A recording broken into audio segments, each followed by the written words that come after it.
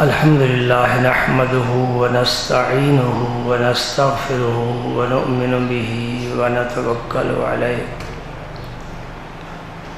ونعوذ بالله من شرور أنفسنا ومن سيئات أعمالنا من يهده الله فلا مضل له ومن يضلل فلا هادي له وأشهد أن لا إله إلا الله وحده لا شريك له وأشهد أن سيدنا وسندنا وشفيعنا وحبيبنا وحبيب ربنا وملجأنا ومأوانا محمدا عبده ورسوله الذي أرسله الله بالحق بشيرا ونذيرا وداعيا إلى الله بإذنه وسراجا منيرا أشهد أنه صلى الله تعالى عليه وسلم بلغ الرسالة ونصح الأمة وكشف الغمة وجلى الظلمة وجاهد في سبيل الله وعبد ربه حتى أتاه اليقين اللهم صل على سيدنا محمد وعلى آل سيدنا محمد وبارك وسلم اللهم صل وسلم على رسولك الكريم وآله الطاهرين رب اغفر وارحم وأنت خير الراحمين السلام عليك أيها النبي ورحمة الله وبركاته اللهم صل على سيدنا محمد وعلى آل سيدنا محمد كما صليت على إبراهيم وعلى آل إبراهيم إنك حميد مجيد اللهم بارك على سيدنا محمد وعلى آل سيدنا محمد كما باركت على إبراهيم وعلى آل إبراهيم إنك حميد مجيد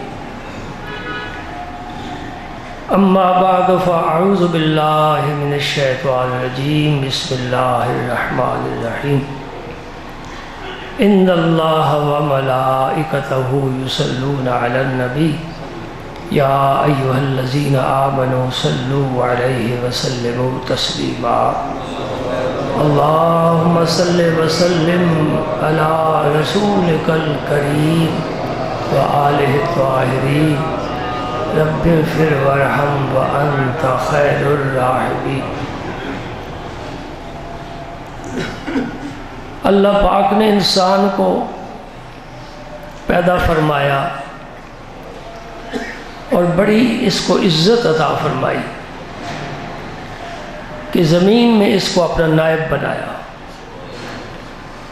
وَلَقَدْ كَرَّمْنَا بَنِي آدم، آدم کی اولاد کے سر پر کرامت کا، عزت کا تاج سجایا۔ پھر انسان کی شکل و صورت دیکھو، قد و قامت دیکھو، خد و خال دیکھو، تمام مخلوق سے زیادہ خوبصورت انسان ہے۔ ہر جانور کھانے کے لیے جھکتا ہے، رب نے اسے اپنے سامنے جھکنے کے لیے رکھا ہے۔ یہ کھانے کے لیے نہیں جھکے گا۔ اونٹ پانی پیتا ہے گردن جھکا کر، گائے بھینس بکری بھیڑ شیر چیتا بھیڑیا ہر جانور سر جھکا کر زمین سے اپنا رزق وصول کرتے ہیں۔ اسے عزت بخشی، یہ ہاتھ سے اٹھا کر اپنے منہ میں لقمہ ڈالتا ہے۔ لَقَدْ خَلَقْنَا الْإِنسَانَ فِي أَحْسَنِ تَقْوِيمٍ۔ اس کو خلافت بخشی، اسی کو نبوت بخشی، اسی کو رسالت بخشی، اسی پر کتابیں نازل فرمائی، دنیا کا امام بنایا، زمین و آسمان مسخر فرما دی۔ وَسَخَّرَ لَكُم مَّا فِي السَّمَاوَاتِ وَالْأَرْضِ وَأَسْبَغَ عَلَيْكُمْ نِعَمَهُ ظَاهِرَةً وَبَاطِنَةً۔ زمین و آسمان کو اس کے لیے مسخر فرما دیا. چاند توڑے تو انسان، ڈوبے ہوئے سورج کو واپس لائے تو انسان، عرش عظیم پر جائے تو انسان، جنت کی سیر کرے تو انسان، دوزخ کو اپنے آنسوؤں سے بجھائے تو انسان، ملائکہ جس کے پاس آئیں سلام کے لیے وہ انسان. بڑی عزت بخشی. فرشتوں سے بہتر ہے انسان بننا، مگر اس میں لگتی ہے محنت زیادہ. دو ٹانگوں والا، دو ہاتھوں والا جانور ہر گھر میں پیدا ہوتا ہے، لیکن انسان کسی کسی گھر میں پیدا ہوتا ہے. توجہ ہے؟ دو ٹانگوں والا جانور، دو ہاتھوں والا جانور ہر گھر میں پیدا ہوتا ہے، انسان کسی کسی گھر میں پیدا ہوتا ہے. انسان شکل کا نام نہیں، صورت کا نام نہیں، قد کا نام نہیں، ورنہ ابو بکر ابو جہل برابر ہوتے. کچھ سینے میں ایک چیز ہونی چاہیے.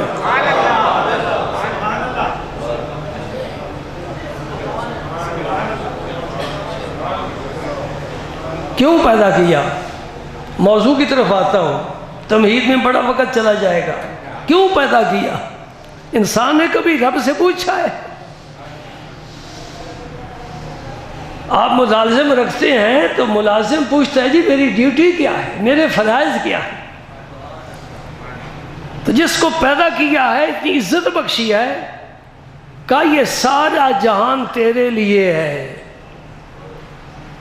اس کو یہ تو معلوم کرنا چاہیے کہ مجھے پیدا کیوں کیا ہے رب نے. کھانے پینے کے لیے، کاروبار کے لیے، کھیتی باڑی کے لیے، چوری ڈکیتی کے لیے، ظلم و ستم کے لیے، قتل و غارت کے لیے کیوں پیدا کیا ہے؟ میں نے زمین پر آ کر کیا کام کرنا ہے رب سے پوچھے تو صحیح. رب کا قرآن بتاتا ہے. کون سا ایسا سوال ہے جس کا جواب رب کا قرآن نہیں دیتا؟ ذرا پوچھ کر دیکھ تو صحیح. قرآن کہتا ہے فَاسْأَلُوا أَهْلَ الذِّكْرِ إِن كُنتُمْ لَا تَعْلَمُونَ. ارے تمہیں علم نہیں، علم والے جو موجود ہیں ان سے پوچھو. ہر آدمی کے پاس علم نہیں ہے، اگرچہ دعویٰ اسے ہے علم کا. ہر آدمی کو دعویٰ ہے علم کا. کوئی بیمار ہو، ہر آدمی ڈاکٹر اور حکیم ہے، کوئی نہ کوئی نسخہ بتائے گا. پتہ ہے نہیں بتائے گا. جاتا ہے قبر میں تو چلا جائے، میری حکمت تو سلامت رہ جائے. اور ہر آدمی مفتی ہے. کسی مجلس میں کوئی شریعت کی بات کر کے دیکھو، اپنی رائے ضرور دے گا. اور دین میں جو اپنی رائے دیتا ہے قرآن و حدیث سے ہٹ کر، میں اسے دماغی مریض سمجھتا ہوں. یہاں رائے کی کوئی بات نہیں ہے. امام اعظم علی المرتضیٰ، بڑے بڑے جلیل القدر ائمہ، صحابہ کرام کیا فرماتے ہیں؟ پاؤں نیچے سے گندا ہوتا ہے اور مسح موضع پر اوپر کیا جاتا ہے. پاؤں جہاں گندا ہو رہا ہے وہاں مسح نہیں کیا جا رہا، اور جہاں مسح کر رہے ہیں وہاں پاؤں گندا نہیں ہو رہا. اگر باستدلال کارے دین بدے، فخر راضی رازدار دین بدے. اس دین میں اپنی رائے کا کوئی دخل نہیں، کوئی عمل نہیں. جو اللہ کا ہے وہ دین ہے، جو رسول کا ہے وہ دین ہے.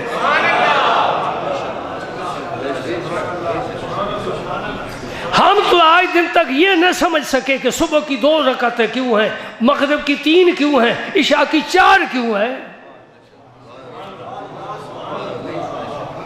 یہ نہ سمجھ سکے کہ صبح کی نماز میں تلاوت بلند کرنی ہے، زور میں آہستہ کرنی ہے، مغرب میں بلند کرنی ہے. یا اللہ یہ کیا معاملہ ہے؟ نماز تیری ہے، کبھی 2 پڑھاتا ہے، کبھی 3 پڑھاتا ہے، کبھی بلند کبھی نیچے. کیا وجہ ہے؟ کہتے بس دین میرا ہے، میرے نبی کا ہے. میں تجھے ہدایت دے رہا ہوں تو اس پر چل، اپنی بات نہ کر. مہمان آ گیا جی، تھا بڑا کنجوس، جس کے ہاں آیا مہمان. اب اس کا جی نہیں چاہ رہا اسے کچھ پلاؤں، لیکن مجبور ہے. کوئی آداب ہوتے ہیں نا. پوچھا کیا پیو گے جی؟ دودھ پیو گے، چائے پیو گے، شربت پیو گے؟ انہیں کہا بھائی دودھ ہی بہت اچھا ہوتا ہے. اچھا دودھ پیو گے، گرم پیو گے، ٹھنڈا پیو گے؟ انہوں نے کہا ٹھنڈا پیوں گا، موسم گرمی کا ہے، گرم پینے کی ضرورت نہیں۔ اچھا جی سٹیل کے گلاس میں پیو گے کہ شیشے کے گلاس میں؟ انہوں نے کہا شیشے کے گلاس بڑا اچھا تھا۔ اچھا میٹھا پیو گے کہ سادہ پیو گے؟ انہوں نے کہا بھائی تو نے جو پلانا نہیں تو مجھے خواہ مخواہ سوالوں میں کیوں الجھاتا ہے؟ جو کام کرنے کے عادی ہوتے ہیں وہ سوال و جواب میں بحث میں وقت ضائع نہیں کرتے، وہ عمل کرتے ہیں۔ اور جب عمل کی قوت رب چھین لیتا ہے، کبھی 11ویں کے مسئلے پر، کبھی علم غیب کے مسئلے پر، کبھی حاضر ناظر کے مسئلے پر، کبھی علی کی خلافت پر، کبھی ابو بکر کی خلافت پر، تبصرے ہونے شروع ہو جاتے ہیں، قوت عمل ختم ہو گئی ہے۔ صحابہ کرام عمل کے عادی تھے، نبی نے کہا صحابہ اس پر ٹوٹ مرے۔ سبحان اللہ، میں قربان جاؤں۔ حاجی حج کرنے کے لیے جاتے ہیں، یہاں بھی بہت سے حاجی بیٹھے ہیں، اللہ تعالیٰ سب کو حاجی بنائے، پر وہ حاجی بنائے جو نمازی بن کر آئے۔ حاجی بتیرے ملیں گے ہر محلے میں، نمازی تھوڑے ملیں گے۔ صبح کی نماز ہے، ذرا گن کر بتاؤ کتنے نمازی، محلہ کتنا بھرا ہوا ہے؟ واہ حاجی ہو، اس حج کا کیا فائدہ جو سر اللہ کے حضور جھکے نہیں؟ یہ تو کاروبار ہے، دنیا داری ہے، ریا و نمود ہے، اور کچھ بھی نہیں ہے۔ حج وہ ہے کہ آئے اور اس کی زندگی کی کایا پلٹ چکی ہو، وہ حج ہے۔ بارک ہے، اللہ کا گھر تو دیکھ آیا، نبی کی قدموں میں حاضری دے کر آیا، ہم مبارک تو پیش کریں گے نا۔ اس حاجی صاحب سے پوچھو، میدان عرفات میں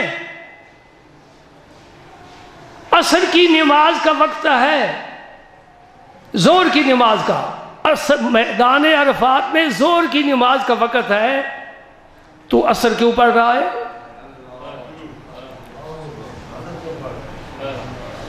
اور میدان عرفات میں ہی سورج غروب ہو جاتا ہے، مغرب کی نماز کا وقت ہے، تو کیوں نماز نہیں پڑھتا؟ ابھی تو گناہوں کی معافی مانگی ہے۔ آپ کو پتہ ہونا چاہیے کہ میدان عرفات میں عصر کو زور کے ساتھ ملا کر پڑھتے ہیں، زور کے وقت میں، اور مغرب کی نماز نہیں پڑھتے، مزدلفہ چلے جاتے ہیں، وہاں عشاء کے وقت میں مغرب کی نماز پڑھتے ہیں۔ ایسا کیوں کرتے ہو؟ جبکہ اللہ کا قرآن کیا فرماتا ہے؟ ان الصلاۃ کانت علی المؤمنین کتابا موقوتا، میں نے ایمان والوں پر جو نماز فرض کی ہے وقت مقرر پر۔ خدا نہ خواستہ عصر کی نماز سے پہلے کوئی آدمی فوت ہو جائے تو عصر کی نماز اس کے ذمہ نہیں ہے، وہ گناہ گار نہیں ہے، کیونکہ وقت ہی نہیں آیا۔ نماز اپنے وقت پر، تو کیا وجہ ہے؟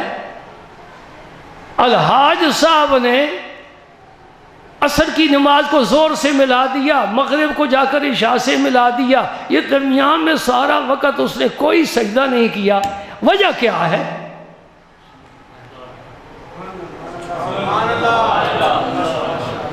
اس کا کیا جواب ہے؟ جی مجھے پتہ نہیں، میرے رسول نے ایسا کیا ہے، میرے پاک پیغمبر نے ایسا کیا ہے، میں ایسے ہی کرتا رہوں گا، کیونکہ رسول کی پیروی میں رب کی رضا ہے۔ وقت ہو گیا، نماز جاتی رہی، سورج ڈوب گیا، مولا کائنات کا فتویٰ ہو گیا کہ نبی کو راضی کرو۔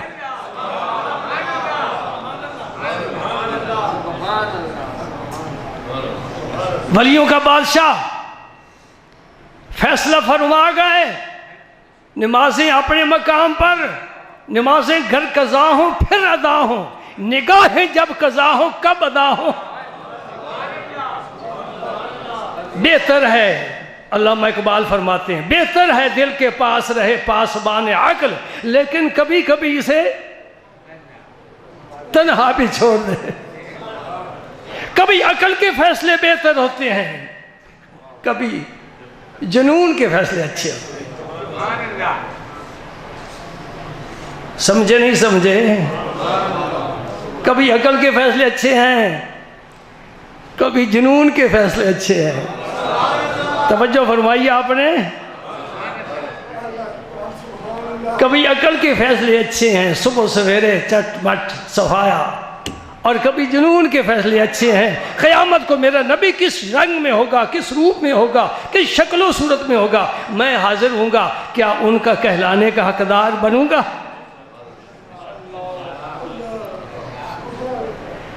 فیصلہ ہو گیا جی، اپنی رائے سے کوئی کام نہیں کرنا۔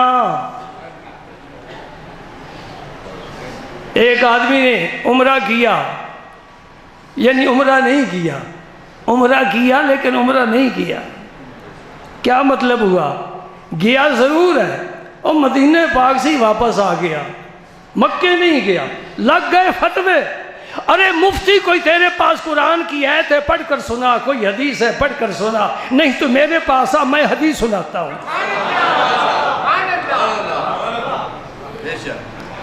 جو عقل کا غلام ہو وہ دل نہ کر قبول، تیرا اقبال تجھے مشورہ دے گیا ہے، جو عقل کا غلام ہو وہ دل نہ کر قبول۔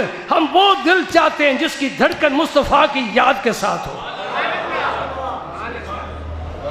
سبحان اللہ۔ حدیث سناؤں؟ آج سے 1 مہینہ پہلے بھی سنائی تھی۔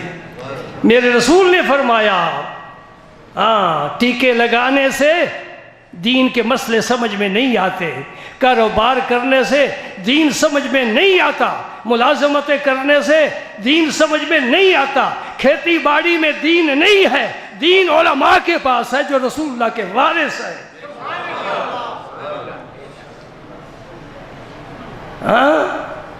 علماء کیا ہیں؟ العلماء ورثۃ الانبیاء۔ میرا نبی فرماتا ہے درم دنانیر کا ہم ورثہ نہیں چھوڑتے، ہم ورثہ علم کا چھوڑتے ہیں، جس کے سینے میں علم ہوگا وہ میرا وارث ہو۔ من زارنی متعمدا کان فی جواری یوم القیامہ۔ سامعین سنتے ہو، یاد بھی رکھا کرو۔ من زارنی متعمدا کان فی جواری یوم القیامہ، جو میرے پاس آیا، میرا نبی فرما رہا ہے، جو میرے پاس آیا، مدینہ پاک میں آیا، میری زیارت کی نیت سے آیا، کوئی اور ارادہ نہیں ہے، حتیٰ کہ مکے جانے کا بھی ارادہ نہیں ہے، طواف کعبہ کا بھی ارادہ نہیں ہے، زمزم پینے کا بھی ارادہ نہیں ہے، حجر اسود کو بوسے دینے کا بھی ارادہ نہیں ہے، آیا ہے میرے پاس ارادہ لے کر میری ذات کے لیے۔ کان فی جواری یوم القیامہ، قیامت کا دن ہوگا، دنیا دیکھے گی، میری پناہ میں ہوگا۔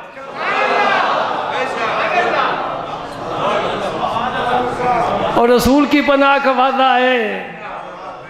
جو مسکین یہاں سے اس لیے جا رہا ہے کہ رسول کا وعدہ سچا ہے، قیامت کو مجھے رسول کی پناہ ملے، اس پر جملے کسنا اعتراض کرنا یہ کوئی عقل والی بات نہیں، جہالت کی بات ہے، جہالت کی نہیں، حماقت کی بات سمجھ گئے میری؟ یا اللہ ہم پوچھتے ہیں زمین میں تو نے ہمیں بھیجا ہے، ہم نے کیا کام کرنا ہے؟ مَا خَلَقْتُ الْجِنَّ وَالْإِنسَ إِلَّا لِيَعْبُدُونَ۔ جن ہو انسان ہو، میں نے انہیں پیدا ہی اس لیے کیا کہ میری عبادت کریں، میری عبادت کریں۔ یا اللہ بچے کھائیں کہاں سے؟ تیری عبادت میں تو لگے رہیں جی۔ وَمَا مِن دَابَّةٍ فِي الْأَرْضِ إِلَّا عَلَى اللَّهِ رِزْقُهَا۔ اور رزق کی فکر نہ کر، جس کو میں نے پیدا کیا ہے اسے رزق میں انشاءاللہ پہنچاؤں گا۔ کوئی غار میں ہے، کوئی سمندر کی تہ میں ہے، کوئی فضا میں ہے، کوئی کوکاف پر ہے، جو جنگل میں ہے، چھوٹا ہے بڑا ہے، جو کچھ کھاتا ہے، وقت مقرر پر میں سب کو رزق عطا کروں گا۔ اور اتنا خانے کرم وسیع ہے، کہتے ہیں سی مرغ ایک جانور ہے، وہ 40 ہاتھی صبح کھاتا ہے، 40 ہاتھی شام کو کھاتا ہے کوئی دنیا کی حکومت جو اس بیچارے کا پیٹ پالے؟ نہیں، رب کہتا ہے پیدا میں نے کیا ہے، اس کی خوراک میں نے مقرر کی ہے، اس کے معدے میں اتنا میں نے رکھا حصہ، میں خود اس کو کھلاؤں گا، کبھی بھوکا نہیں مرے گا۔ چھوٹے چھوٹے جراثیم، مسکین چیونٹی، زمین کی بل میں گھسی ہوئی ہے، رب دیتا ہے، دیتا ہے۔ سمندر میں دریاؤں میں مچھلیاں ہیں، صرف مچھلیاں نہیں، کتنی مخلوق ہے، ہر ایک کی الگ ضرورت ہے، رب دیتا ہے جی۔ آپ سپرے کر ماریں تو مر جائے گا، بھوک سے مچھر کبھی نہیں مرا۔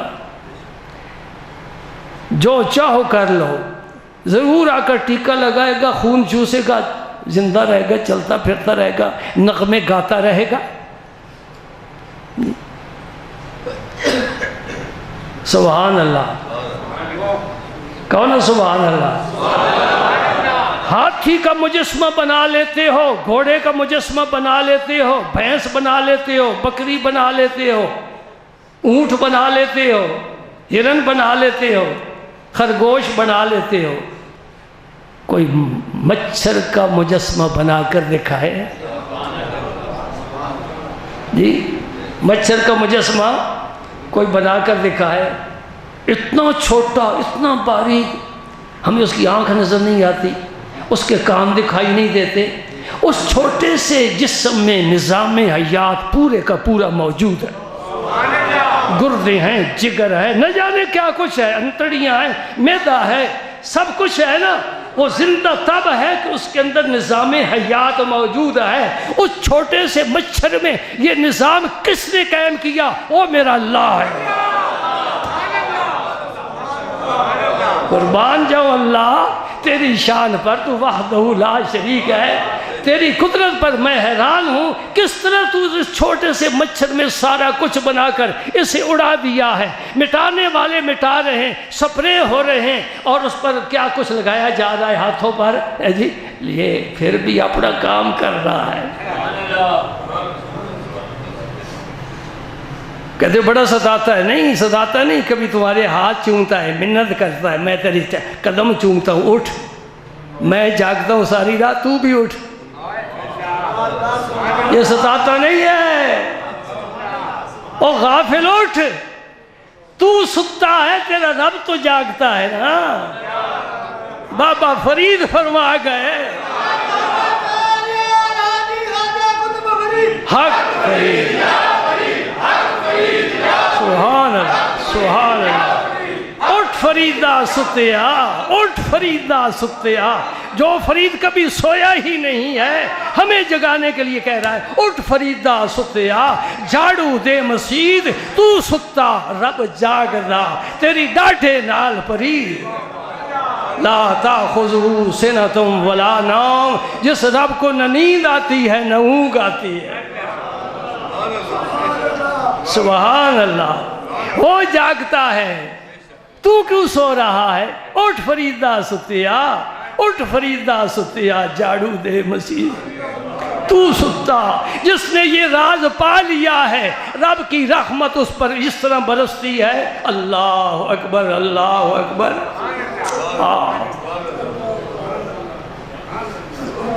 رات پوے تے بے دردانو نیند پیاری آوے، درد منانو یاد سجن دی ستیاں آن جگاوے۔ ایک جھونکا جب پیار کا آتا ہے نیند اڑ جاتی ہے، آرام کا خیال نہیں ہوتا، کہا وضو کروں، مصلی بچھاؤں، سر جھکاؤں، میرا رب تو جاگ رہا ہے۔ مانگنے کا وقت ہے، مانگ لے، مانگنے کا وقت ہے، مانگ لے۔ وہ دروازہ 24 گھنٹے کھلا ہے، لیکن خصوصی رحمت کا نزول سحری کے وقت ہوتا ہے، جس وقت ہم پر نیند کا اچھی طرح غلبہ ہوتا ہے۔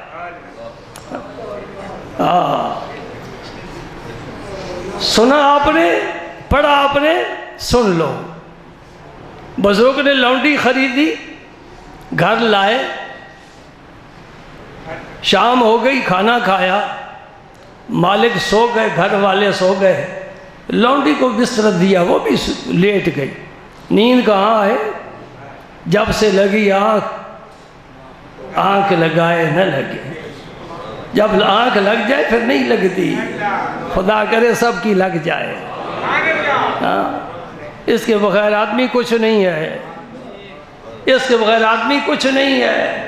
کھاتا پیتا تو بے ایمان بھی ہے، کاروبار تو یہودی ہم سے زیادہ کرتا ہے، یہودی ہم سے زیادہ مالدار ہیں، ہندو بڑا مالدار ہے، یہ کوئی خوبی نہیں ہے۔ جب اس لونڈی نے دیکھا کہ میرے مالک گھر والے سو گئے، خلوت ہو گئی، اب تو آ جا، اب تو آ جا، کیا کہتا ہے؟ غیر کوئی پاس نہیں، اب تو آ جا، بخدا غیر کوئی پاس نہیں، تو ہے، تیری یاد ہے، گوشہ تنہائی ہے۔ مصلی بچھا دیا، وضو کیا، نماز پڑھی، نفل پڑھتے پڑھتے کافی وقت گزر گیا، ہاتھ دعا کے لیے اٹھا دیے، اور دعا جب مانگنے لگی جذبہ عشق کا اتنا غالب آیا کہ آواز بلند ہو گئی۔ کیا کہہ رہی ہے لونڈی؟ اپنے رب سے مخاطب ہے، دیکھو تو صحیح نا۔ اگر آپ ملک کے وزیر اعظم یا صدر سے ٹیلی فون پر بات کرنا چاہیں، اتنا آسان نہیں ہے، رب سے بات کرنی بہت ہی آسان ہے۔ سبحان اللہ، وہ سنے گا نہیں سنے گا، یہ تو کہتے ہیں میں تو سنتا ہوں، تو مجھے بلا کر دیکھ تو صحیح۔ رب سنتا ہے، وزیر اعظم سنے کہ نہ سنے یہ سنتا ہے، وہ سننے کے بعد مانے کہ نہ مانے یہ مانتا ہے، کہتا تو میری مان میں تیری مانوں گا۔ فَلْيَسْتَجِيبُوا لِي وَلْيُؤْمِنُوا بِي، میری بات مانو، مجھ پر ایمان لاؤ، پھر تم جو مانگو گے میں دے دوں گا۔ طریقہ ہوتا ہے نا۔ لونڈی کی آواز بلند ہو گئی، جذبہ غالب آ گیا، جوش آ گیا، پیار محبت اپنے رب سے، کوئی درمیان میں حائل نہیں ہے، رب سننے والا ہے۔ رب کی ایک بندی عرض کر رہی ہے، اے میرے مولا کریم، جو تجھے میری ذات سے محبت ہے اس کے طفیل مجھ پر فضل فرما۔ مالک کی آنکھ کھل گئی، جھڑک دیا، لونڈی کیا کہہ رہی ہے؟ گستاخی والا کلمہ کہہ دیا۔ رب کو تیرے ساتھ کیسے محبت ہے؟ تیری حیثیت ہی کیا ہے؟ تو یوں کہے اے اللہ جو مجھے تیرے ساتھ محبت ہے۔ لونڈی نے کوئی توجہ نہیں کی، پھر دعا مانگتی، یا اللہ جو تجھے میری ذات سے محبت ہے۔ عجیب بات ہے، مجھے تیرے ساتھ محبت ہونی چاہیے، نہیں تجھے میرے ساتھ محبت۔ پھر مالک نے کہا لونڈی ایسا نہ کہو، یہ اللہ کی شان میں گستاخی ہے۔ کیا کہتی ہے؟ کہتی مجھے رب سے محبت نہیں ہے، رب کو میرے ساتھ محبت ہے، اور تو اس قابل کہاں ہے کہ رب تیرے ساتھ محبت کرے؟ لونڈی فرماتی ہے میرے ساتھ محبت نہ ہوتی تجھے سلا رکھا ہے، مجھے جگا رکھا ہے۔ مجھے کیوں جگایا ہے؟ پیار ہے تو تب ہی بلایا ہے نا۔ بیگانے کو کوئی نہیں بلاتے، اپنوں کو بلاتے ہیں۔ تجھے نہیں بلایا، تجھے سلایا ہے اور مجھے جگایا ہے، مجھے بلایا ہے، مجھے اپنے رب سے پیار کی باتیں کرنے دو۔ حضرت موسیٰ علیہ السلام جنگل سے گزرے، پیر رومی نے لکھا ہے ایک چرواہا بکریوں کو چرا رہا تھا، بکریاں چر رہی ہیں، اکیلا تنہا بیٹھا ہے اور اس کی تار غیب سے جڑی ہوئی ہے، اپنے رب سے باتیں کر رہا ہے۔ رب کہاں ہے؟ نحن اقرب الیہ من حبل الورید، تیری شاہ رگ سے بھی میں زیادہ قریب ہوں۔ وفی انفسکم افلا تبصرون، تمہاری جانوں میں رب کی ذات موجود ہے۔ وہو معکم اینما کنتم، تم جہاں بھی ہو رب تمہارے ساتھ ہے۔ رب دور نہیں ہے، ہم دور ہیں۔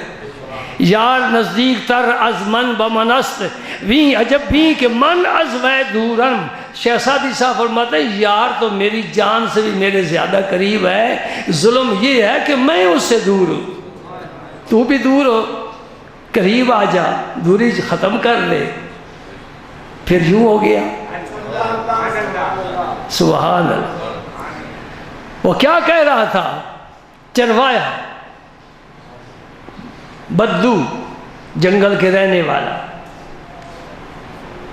علم سے بے بہرا، عقل بھی پورا، تو رب سے باتیں کر رہا ہے۔ کہتا کیا ہے؟ اے اللہ اگر تو میرے پاس آئے میں بکری دو کر تجھے دودھ پلا. او توبہ توبہ. مولا روم نے حضرت موسیٰ علیہ السلام نے سنا توبہ توبہ, رب دودھ تو پلائے, رب پیے, وہ پینے کھانے سے پاک ہے. یا اللہ تو اگر مجھے موقع دے تو میں تیرا کپڑے دھوؤں, تیرا سر دھوؤں, تیل لگاؤں, کنگھی کروں. موسیٰ علیہ السلام نے جھڑک دیا خبردار ایسی بات نہ کرنا, رب میرا ان سب چیزوں سے پاک ہے, جسم سے پاک, جسمانیات سے پاک, جہل سے پاک, جنس سے پاک. رب ہر شان نرالی رکھنے والا ہے, کھانے پینے سے پاک, سونے جاگنے سے پاک, اٹھنے بیٹھنے سے پاک, آنے جانے سے پاک. اللہ اللہ وہ پاک ہی پاک ہے, پاک ہی پاک ہے. ما قدر اللہ حق کا قدر ہی, کسی نے رب کی قدر کا حق ادا ہی نہیں کیا. کیسا ہے میرا رب. وہ مرجھا گیا کہ یہ جو آنے والا ہے بڑے ڈنڈے والا ہے, بڑے روب والا ہے. موسیٰ علیہ السلام جب غصے میں آتے تھے ان کے سارے جسم کے بال کھڑے ہو جاتے تھے اور لہجہ بڑا زبردست تھا, روب والا, اور اسی لہجے کے ساتھ رب سے بھی کلام فرماتے تھے.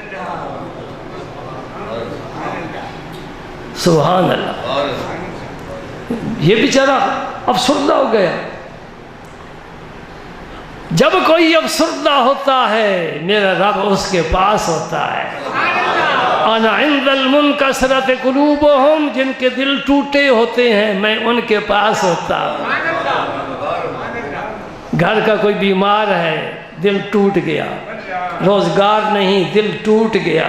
اللہ اکبر. یہ حالت بڑی اعلیٰ ہوتی ہے. میں قربان جاؤں حضرت سید محمد نظام الدین اولیاء رضی اللہ تعالیٰ عنہ فرماتے ہیں جس دن تیرے گھر میں کھانے کو کچھ نہیں ہوگا اے درویش وہ تیری معراج کا دن ہوگا. تیرا دل ٹوٹا ہوگا, یا اللہ سارے کھا کر سو گئے, میرے بچے بھوکے ہیں, میں کیسے رات گزاروں. وہ تیرے لیے معراج کی رات ہوگی. تو بچا بچا کے نہ رکھ سے, تیرا آئینہ ہے وہ آئینہ کہ شکست ہو تو عزیز تر ہے. نگاہ آئینہ ساز میں ٹوٹنے دے, ٹوٹ جائے آئینہ ساز کی نظر میں آ جائے گا. کلیم اللہ نے جھڑک دیا, چروایا خاموش ہو گیا. موسیٰ علیہ السلام نے کہا میں نے دعوت کا حق ادا کر دیا, آپ گزر گئے. غیب سے آواز آئی, کلیم اللہ میرے یار کو تو نے دکھی کر دیا. پیر رومی نے فرمایا تو برائے وصل کردن آمدی نئے برائے فصل کردن آمدی. اے موسیٰ میں نے تجھے بھیجا تھا, جو مجھ سے دور ہیں انہیں میرے ساتھ ملا دے. آج تو نے کیا کیا ہے, جو ملا ہوا تھا اس کو مجھ سے دور کر دیا ہے. مجھے حالت کی وجہ سے باتیں کر رہا تھا, لیکن باتیں تو پیار کی تھی نا, باتیں پیار کی تھیں, اور ہم پیار والوں کو پسند کرتے ہیں. لہذا جاؤ اسے جا کر راضی کرو, اسے خوش جا کرو, اسے خوشخبری جا کر سناؤ, تیرا رب تو اسے راضی ہے. اللہ اکبر اللہ اکبر.